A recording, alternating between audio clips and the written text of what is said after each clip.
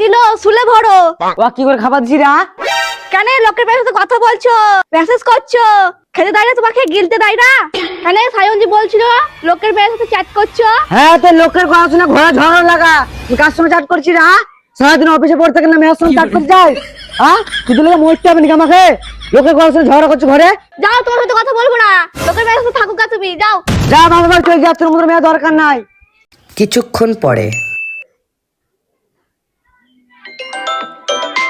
এত বলাতে স্যার কেন ফোন করছে? হ্যাঁ বলুন স্যার।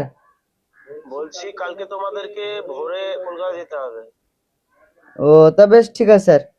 ও এমার্জেন্সি কিন্তু, ঠিক আছে? তোমাদের প্রমোশন হবে কিন্তু কালকে যাওয়ার জন্য। বেশ বেশ স্যার ঠিক আছে। ভোর 3টার সময় উঠে রেডি হয়ে চলে এসো। ঠিক আছে ঠিক আছে স্যার।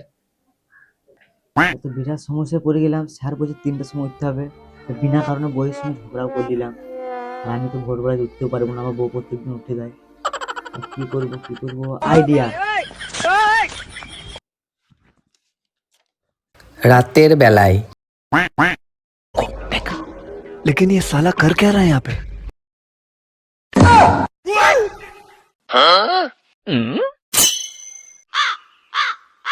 আমাকে ভোরে ডেকে দিও। ভোরবেলায়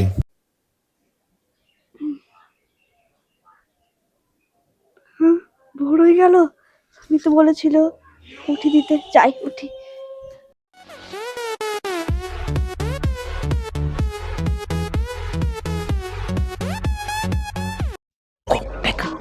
लेकिन ये साला कर क्या रहा है यहाँ पे? কিছুক্ষণ পরে হ্যাঁ 8টা বেজে গেছে। সারা বউকে বললাম ভোরবেলা ডেকে দিতে। अब देख तू কাগজ ভোর হয়ে গেছে, উঠে যাও, অফিসে দেরি হয়ে যাবে। কি মেয়ে রে?